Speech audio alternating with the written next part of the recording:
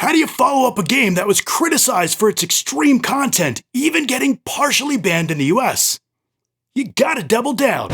I'm Adam Scott, and this is Lust from Beyond. Where the hell is everyone? Lust from Beyond is the sequel to Lust for Darkness, a game vilified for its violent cake themes by none other than the Prudes. Once again, melding sprinkles with the horrific, Lust from Beyond flaunts its influences from H.P. Lovecraft, H.R. Giger, and Beksiński, releasing on PC in early 2021 with an M-rated version a few months later. That's by far the easiest version to get these days. Even though the first game had some fundamental issues, it's clear the team at Movie Games Lunarium had something special, an original mythos based on profane cake, quality, otherworldly desires, and those who will stop at nothing to achieve it. In my review for Lust for Darkness, I said, somewhere deep in the guts of Lust for Darkness is a great game that doesn't reach its full potential. A Lovecraftian cake cult has a lot of promise, but the uninspired writing and underbaked mechanics prevent it from truly shining. The team sought to address the issues from the original game, and while it's still by no means perfect, it's a vastly improved experience. Not only has the gameplay been significantly overhauled, but the story and world has been given much more room to breathe. From the warring cults to superbly detailed environments and the deep lore behind it all. Lust from Beyond tells a thoughtful, albeit unapologetically disturbing story. The simple rescue the girl from a cake cult premise from the first game has been replaced with one that's far more involved and dense this time around. You play as the new protagonist, Victor Holloway, an antique dealer and recovering cake addict, of course. Ever since Lily, I've been trying to give up these things. I need to trash it. Who's plagued by nightmarish hallucinations. In the very first scene, you know this game isn't pulling any punches. And neither is Victor. After a particularly disturbing episode, leaving his fiancée traumatized, he seeks help from a specialist in the remote town of Bleakmore. But instead of help, he discovers far worse dangers as he winds up ass-deep in a war between cults. Victor learns he isn't having hallucinations, but is a seeing one, someone with the ability to see and travel between our world and Lustgaw, a nightmarish realm of unrelenting pain and pleasure. The Scarlet Lodge is a brutal cult that'll stop at nothing to destroy Lustgaw, while the Cult of Ecstasy are wild and crazy guys. The world building is subtle and full of intrigue. Everything is perfectly wrong.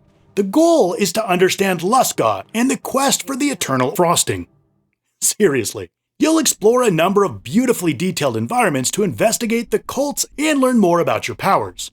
You'll pick up and examine various doodads and trinkets. Most are for sticking somewhere unspeakable. Some of the items you discover are recorded in the Book of Secrets, a log of the various side stories and lore found in the game, while others provide clues for puzzles or progressing the main story.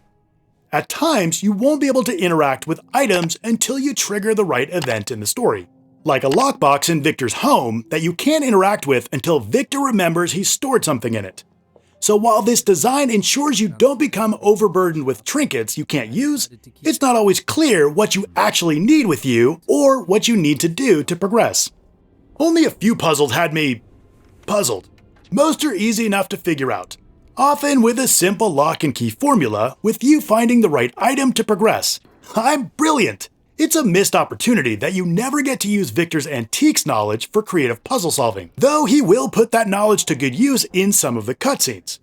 The gameplay is peppered with branching choices, giving you agency in the story. Choices in the dialogue or in the actions you take, like whether you help someone who's wounded by giving up your first aid, have consequences.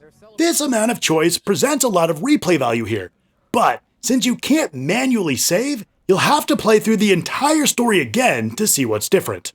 When outside of your home or the manor, you'll be hunted by members of the Scarlet Lodge, or the horrific monsters in Lustgaw. To avoid your own untimely demise, you may be forced to fight, sneak, or run like hell. The stealth system is a big improvement over the first game, but it's still very basic. You know, like your mom. Stealth works by sound and line of sight. You can now crouch to soften your footsteps, allowing you to get close to enemies without being noticed. and the predictable enemy patterns are easy enough to avoid. There's a subtle audio cue letting you know when you're in danger of being discovered. Even with the improvements to stealth, a passive run isn't really possible, since you'll be forced to fight or flee at times. The sections where you're being chased by enemies unable to fight back are among the worst parts of the game. Though you can run, you're like a baby giraffe, awkwardly stumbling around objects. One particularly rage-inducing chase section has you sprinting past homicidal cult members, only to stop and mount ladders with such delicate precision, you'll lose your freaking mind. During a few boss encounters, sneaking isn't an option, so you'll need to be ready for a fight.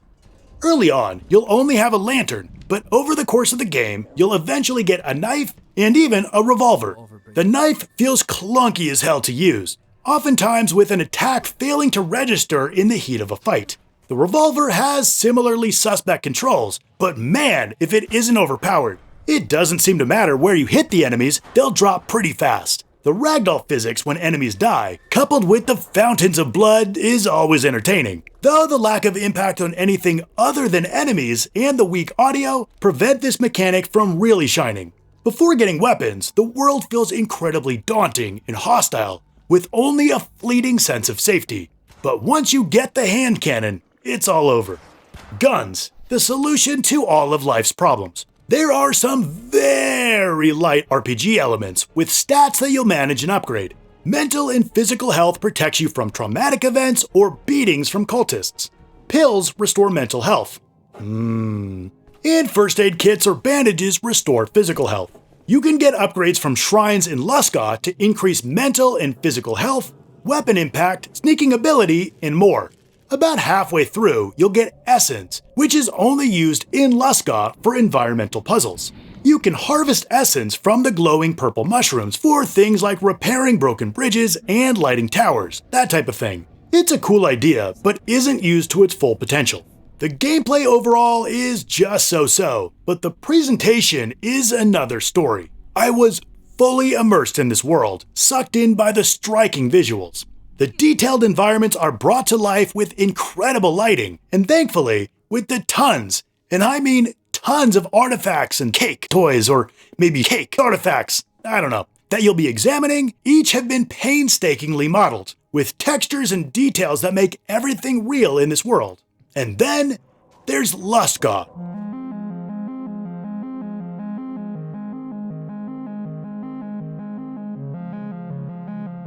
Which you'll travel to using portals that look like, like this. Luska is this incredible alien world that's so beautifully horrific, blending organic with artificial, giving serious Giger vibes, with everything still really moist. The architecture feels alive with tissue stretched over bones, coiling tightly into crisscrossing hallways and soaring high into vaulted ceilings made of viscera. Unlike the first game, where Luska felt a little one-note, there's more variety in the locations, having you traverse from caves with trees to almost cathedral-like areas, making this realm feel vast by comparison. That's not to discount the rundown haunted house decor in the manor, hotel, and secret dungeons outside of Luska.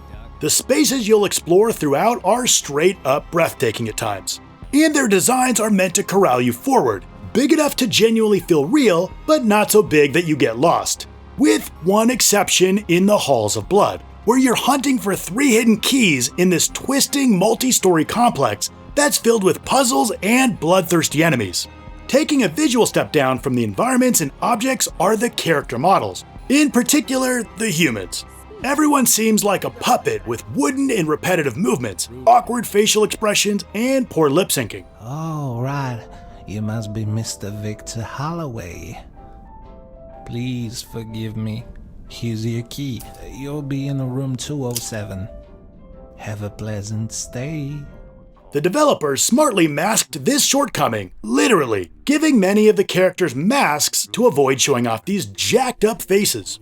Now, as artistically beautiful as these visuals are at times, make no mistake, this game is horrific. Filled to the brim with every possible bodily fluid. Yes, even that one. Afterwards, you'll feel like you need a shower. You'll get a prompt for a censored mode each time you boot the game up, in case you don't want to see the stuff. The scares are dynamic and absolutely bone-chilling at times, mostly created by the atmosphere and the grotesque visuals. However, there are a handful of jump scares, but their restraint makes them all the more impactful. The audio design is great too, not only breathing life into the world, but with clear directional cues hinting at danger just off screen.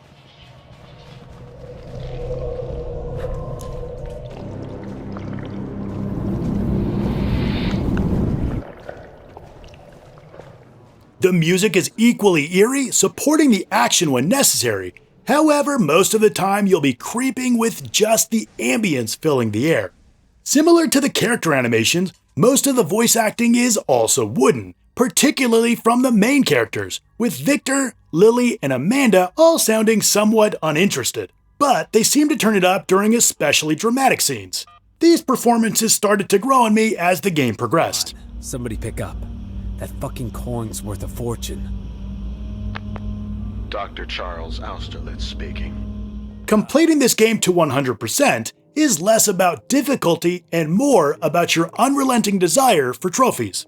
You'll get most simply by playing through the game, and with a keen eye, you'll find all of the collectibles. Now, there are a few that you'll have to be more intentional about, like ending it all when your sanity gets low, finding a secret room dedicated to the Kickstarter backers, or watching the cultists, do their thing for 3 minutes. Expect around 12 hours to do everything. Lust from Beyond is a huge improvement over the first game in nearly every conceivable way. The world is more realized, the mechanics have been beefed up, and the lore is far more dense and fascinating, really capturing my imagination. But this game isn't perfect and definitely won't be for everyone. The puzzles are often too basic, the combat feels clunky, and the subject matter will be too much for many. This game was developed for a specific type of person, and that just so happens to be me. If you're curious but not quite sold, you can check out 2 free standalone demos, Prologue and Scarlet. Movie Games Lunarium has created an endlessly fascinating vision, and seeing how much of an improvement this entry is, I can't wait to see what they do next.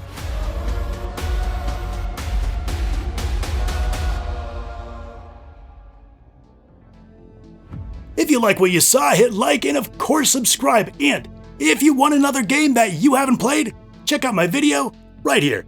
I want to thank you so much for watching, and I'll see you next time.